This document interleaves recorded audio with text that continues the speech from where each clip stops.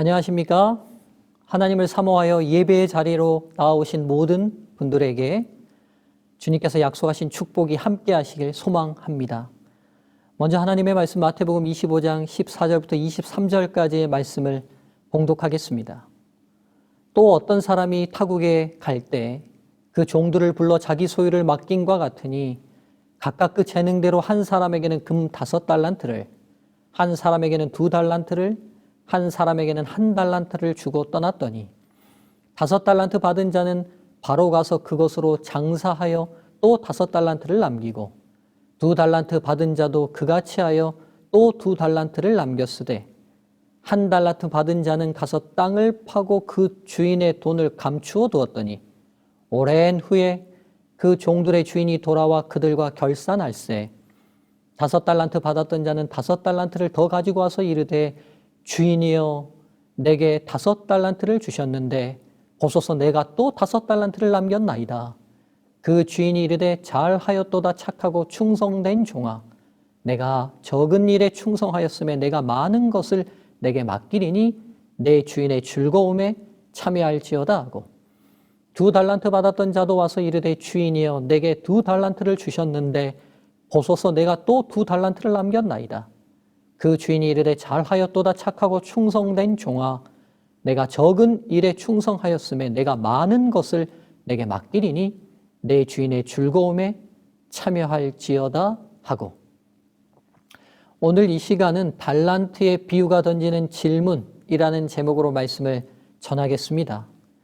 예수님께서는 죄된 세상의 종말과 새로운 하나님의 나라의 회복이 이루어질 재림을 말씀하시면서 3가지의 비유를 말씀하셨습니다. 열처녀의 비유와 달란트의 비유 그리고 양과 염소의 비유. 이 모든 비유는 예수님의 재림이 이루어질 때 인류의 모든 사람들은 확연하게 두 부류로 분류가 이루어질 것을 분명하게 말씀하고 계십니다. 단도직입적으로 표현하면 구원받을 백성들과 구원받을 뻔했던 백성들입니다. 이 모든 세 비유는 극적 대비를 통해 저희가 어떻게 신앙인으로 준비해야 할지를 말씀해 주시고 계십니다.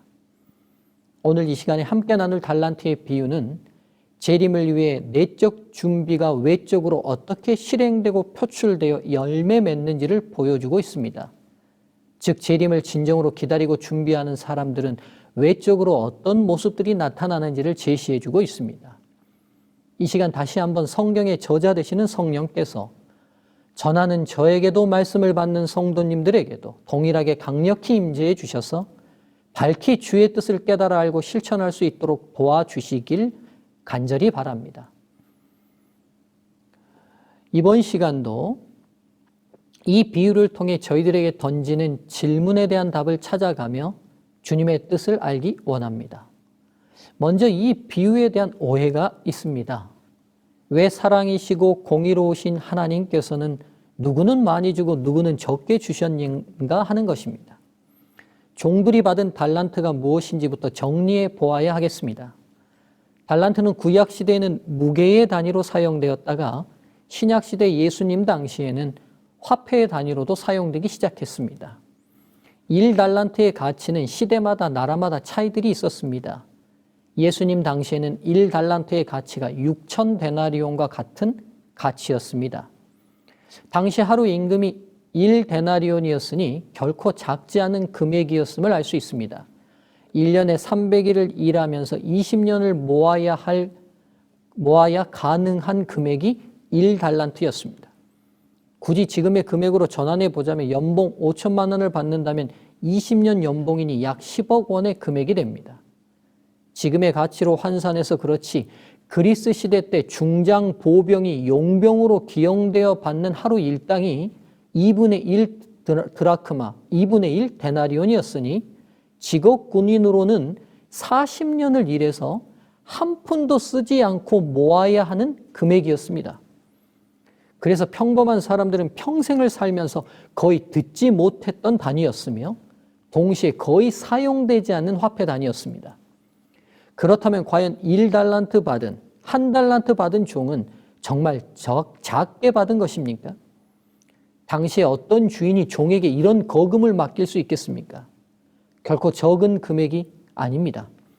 그가 5달란트와 2달란트를 받은 다른 두 종과 상대적으로 비교했을 때 작게 받은 것뿐이지 당시에 수없이 많은 다른 종들과 비교했다면 결코 자신은 작게 받았다고 불만할 수 없습니다. 그렇지만 왜 주인은 상대적으로 다른 금액들을 종들에게 나눠주었을까요? 15절이 그 답을 제공합니다. 각각 그 재능대로. 이 주인은 종의 자질을 정확히 파악하고 있었음을 알 수 있습니다. 사람의 인격과 자질을 능가하는 재물은 화가 되었으면 되었지 결코 축복이 되는 것이 아닙니다. 돈 자체가 축복이지 않습니다. 그것을 어떻게 활용하느냐에 따라 축복이 될 수도 있고 저주가 될 수도 있습니다. 인간이 가진 모든 재능도 마찬가지입니다. 그 재능의 많고 적음이 성공과 실패를 부르는 것이 아닙니다. 그 재능을 사용하는 그 사람의 인격과 자질에 따라 축복이 되기도 하고 저주가 되기도 합니다. 여기서 한 탁월했던 인물을 소개해 보려 합니다. 그가 누구인지 한번 맞춰보시죠. 15살에 수도원장이 되었고 16살에 법학 박사가 되었습니다. 그리고 의학, 수학, 화학계에 박식했고 특히 18세기 사람으론 드물게 통계학에 능통해서 프랑스 국영 복권의 조직을 위탁받기도 합니다. 그 이후 시인, 비단 제조 공장 운영, 염색 공장 운영, 바이올리스트, 격투가, 역사가, 마술사, 엔지니어 등으로 활동했으며 프리드리 대왕과 함께 음악에 맞춰 춤추는 분수를 가동하는 일에 대해 의논하기도 했습니다. 또한 5만 가지 부분에 대한 저서도 무척 많이 남겨서 후대에 그의 서적을 연구하는 그의 이름을 딴 연구회까지 만들어졌습니다. 바로 이 탁월했던 인물이 누구일까요? 세기의 바람두기로 유명한 카사노바입니다. 도리어 이 사람에게는 많은 재능이 자신뿐 아니라 그와 접촉한 사람들에게 화가 되었습니다. 그래서 하나님께서는 저희들에게 달란트를 허락하실 때 공장에서 인형을 만드시는 것처럼 분배하지 않으십니다. 우리의 인격과 자질을 아시기에 가장 적합한 분량대로 부여하십니다. 그것이 하나님과 성경의 공리입니다. 이제 이 비유가 저희들을 안내하고자 하는 질문으로 나아가겠습니다. 첫 번째, 재림을 준비하는 시기 동안 왜 예수님은 자신을 주인으로 우리를 종으로 설정한 비유를 드셨을까입니다. 이 비유는 예수님 자신을 주인으로 비유하십니다. 그리고 그분이 십자가의 죽음과 부활로 부활하신 이후 승천하시고 다시 이 땅에 재림하실 때까지의 기간을 주인이 타국에 가는 기간으로 묘사합니다. 그리고 이 기간 동안에 예수님을 구주로 받아들인 하나님의 백성들 그리고 나아가 모든 인류를 집주인의 소유를 위탁받은 종으로 묘사하고 있습니다. 이 비유의 설정은 분명한 두 가지 개념을 저희들에게 확고히 하고 있습니다. 첫째, 저희가 인정하든지 하지 않든지 관계없이 우리 자신의 생명과 모든 것의 소유권이 하나님께 있음을 분명히 하고 있습니다. 제가 옷을 입고 있습니다. 이 옷 누구 것입니까? 목사님 거라고 말하실지 모르겠습니다. 이 성경은 누구 것입니까? 라고 제가 물어본다면 여러분들은 또 목사님 거라고 말하실지 모르겠습니다. 그러나 정말 이것이 제 것이 맞습니까? 가시적으로 눈에 보이는 대로는 이것이 제 소유로 있는 것처럼 보일 뿐이지요. 저는 어느 순간 죽게 됩니다. 그렇다면 이것은 다 누구의 것입니까? 그렇습니다. 누군가의 것이 될 것입니다. 저희가 인생을 살면서 착각 속에 빠지는 것이 소유의 문제입니다. 이것은 확실히 내 것이라고 말할 수 있는 것이 있습니까? 아무것도 없습니다. 언제나 저희가 소유했다고 생각한 모든 것은 정해진 기간이 있습니다. 저희가 살아있을 때뿐입니다.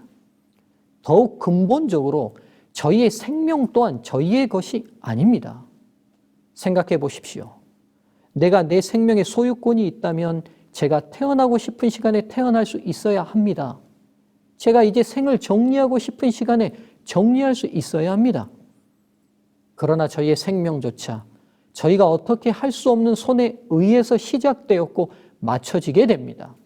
아무리 더 살고 싶어도, 아무리 생을 마감하고 싶어도 저희가 어떤 결정도, 저희가 어떤 선택도 할 수 없는 절대적 힘이 있습니다. 그렇습니다. 저희의 생명을 비롯한 저희가 누리는 모든 것 중 저희의 것이라고 단언할 수 있는 것은 하나도 없습니다. 잠시 저희의 생명이 존재하는 동안 어느 일정 기간 사용할 수 있는 사용권이 부여되어 있을 뿐입니다. 하나님께서는 이 땅의 모든 존재들에게 이 사실을 분명히 하십니다. 만드신 창조주 하나님께서 저희에게 부여해 주신 것입니다. 저희가 죄로 사탄에게 넘어갔던 저희의 생명과 이 세상의 소유권을 십자가의 희생을 통해 다시 찾으신 하나님께서는 다시 저희에게 이 모든 소유권에 대한 사용권을 부여해 주셨습니다. 그리고 그 사용권을 어떻게 사용하는지를 통해 저희들의 최종적 구원이 결정되는 것입니다. 진정한 그리스도인들은 이 사실을 인정하는 것에서부터 그 신앙의 첫 발자국을 떼야 합니다. 저희 생명을 비롯한 모든 것의 소유권자는 하나님이시며 저희에게는 사용권이 부여되었습니다. 무엇인가를 얻어서 혹시 자신감이 충만한 성도님들이 계십니까? 잠시 하나님께서 저희들에게 위탁하시고 사용권을 부여하셨음을 인식하시고 하나님 뜻에 합당한 방식으로 바르게 사용하시는 재림 성도로 서시길 축복합니다. 무엇인가를 잃어서 혹시 낙심하신 성도님들이 계십니까? 잠시 하나님께서 저희들에게 위탁하신 사용권을 회수하신 것이니 여러분의 소유를 잃어버린 것처럼 너무 슬퍼하거나 좌절하시지 마시길 바랍니다. 가로되 내가 못해서 적신이 나왔사온즉 또한 적신이 그리로 돌아가올지라 주신 자도 여호와시요 취하신 자도 여호와시오니 여호와의 이름이 찬송을 받으실지니이다 하고 욥의 이 고백이 저희 신앙의 든든한 기초를 이루게 되길 간절히 소망합니다. 이 비유가 설정한 분명한 두 번째 개념은 재림은 분주히 일하면서 기다리는 것입니다. 종은 가만히 서 있는 존재거나 가만히 앉아 있는 존재가 아닙니다. 종은 주인을 위해 분주히 일하는 사람의 대명사입니다. 그렇습니다. 재림은 대기하면서 기다리는 것이 아닙니다. 깨어 있으라는 말씀은 정신 차리고 앉아 있으라는 말씀이 아닌 것입니다. 주 만나기를 예비하라는 말씀은 목욕 깨끗이 하고 옷 잘 차려입고 의자에 앉아 있으라는 말씀이 아닌 것입니다. 예수님 당시에 종이 얼마나 주인을 위해 분주히 활동했는지를 보고 그들처럼 움직이면서 준비하고 기다리라는 것입니다. 실물교훈 325쪽 다음으로 그는 그의 재림을 기다리는 것이 무엇을 의미하는지를 보여주셨는데 그것은 무료하게 기다리는 일로 시간을 보낼 것이 아니라 부지런히 일하면서 시간을 보내라는 것이었다. 이러한 교훈을 달란트의 비유로서 가르쳐 주셨다. 이 비유를 통해 저희에게 주어진 중요한 두 번째 질문은 바로 이것입니다. 충실한 종과 불충실한 종은 어떻게 다른 열매를 맺었을까? 어디서 그런 차이가 시작되었을까? 충실한 종, 불충실한 종은 주인을 대하는 태도를 통해 주인을 보는 인식의 차이가 있음을 확인할 수 있습니다. 먼저 왜 충실한 종들은 주인이 준 달란트를 가지고 주인이 없는 동안 이렇게 주인을 위해 애쓰고 노력하여 또 다른 달란트를 남겼을까요? 자신의 것이 아님에도 불구하고 자신의 것처럼 이렇게 최선을 다할 수 있었을까요? 성경이 허락하는 범위 안에서 한번 생각해 보겠습니다. 이 충성된 종들은 거액의 달란트를 받고 받은 거액만큼 달란트를 남겼습니다. 동서고금을 통해 사업에 성공하는 일은 열정과 헌신을 다해야 하는 일입니다. 사업은 결코 쉬운 일이 아닙니다. 이런 결과를 통해 이 충성된 종들이 얼마나 열정적으로 사업에 매진했는지를 알 수 있습니다. 이 충성된 종들의 이런 헌신의 원인은 주인과의 관계와 밀접한 연관이 있음을 알 수 있습니다. 이 충성된 종들에게 주인은 어떤 존재인지 먼저 이 주인을 살펴보아야 합니다. 과연 여러분, 어떤 주인이 자신들의 종에게 자신이 없는 동안 자신의 재산 중 거액인 50억, 20억, 10억만큼의 가치 있는 재물을 맡길 수 있을까요? 이 돈을 가지고 종들이 도망가면 어떻게 하죠? 혹은 이 돈을 가지고 종들이 사업하다가 망한다면 이 종들은 손해를 담보할 어떤 것도 가지고 있지 않는 존재라서 고스란히 주인이 손해를 받을 수밖에 없지 않습니까? 그런데도 이 주인이 종들에게 거액의 돈을 맡길 수 있었던 이유가 무엇입니까? 이 주인은 이 종들을 자신의 사업의 파트너로 생각했다는 것을 알 수 있습니다. 이번엔 내가 밀어줄 테니 사업 한번 해봐. 드라마의 한 장면처럼 이렇게 말했다면 이것은 그 사람을 부리는 사람으로 생각한 것이 아니라 내 사업의 정식 파트너로 인정하고 생각하고 있다는 표현 아닙니까? 사업 파트너로 인정하고 거액을 밀어준다는 것은 신뢰 없이 사랑 없이는 불가능합니다. 이 주인은 이 종들을 종으로 인식하고 있지 않습니다. 무한한 신뢰와 사랑으로 자신의 동업자로 대우해주고 있는 것입니다. 나아가 종들의 사업 실패로 인한 손해를 감수하면서까지 주인이 이 종들에게 신뢰와 사랑을 보여주었다면 사업 파트너를 넘어 그 이상의 존재로 여기고 있다는 것이 아닐까요? 재산의 손실까지도 자신이 책임지겠다는 각오로 거액의 자금을 맡길 수 있다는 것은 바로 이 주인이 이 종들을 자신의 자녀처럼 여기고 있다고 충분히 생각할 수 있습니다. 또 한편 이런 신뢰와 사랑을 기반으로 아들처럼 생각하는 이 종들이 이 사업에 성공한다면 자신의 후계자로 세우겠다는 표현까지 내포되어 있었던 것일 겁니다.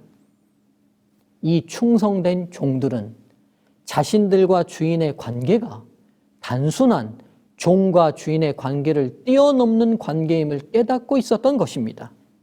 자신들 같은 소유물에 지나지 않는 종들을 아들을 대하는 것처럼 믿고 사랑하는 주인을 위해 일하는 것이 이 종들은 너무나 영예롭고 자랑스러웠을 것입니다.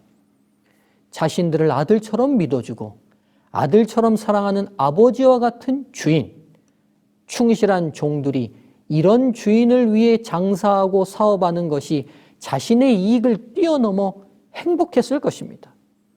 종으로 주인집 허들의 일이나 하고 끝날 인생들이었는데 주인이 하셨던 사업을 할 수 있는 기회와 자리를 만들어 주었다는 것 자체가 이 종들에게는 놀라운 은혜였을 것입니다.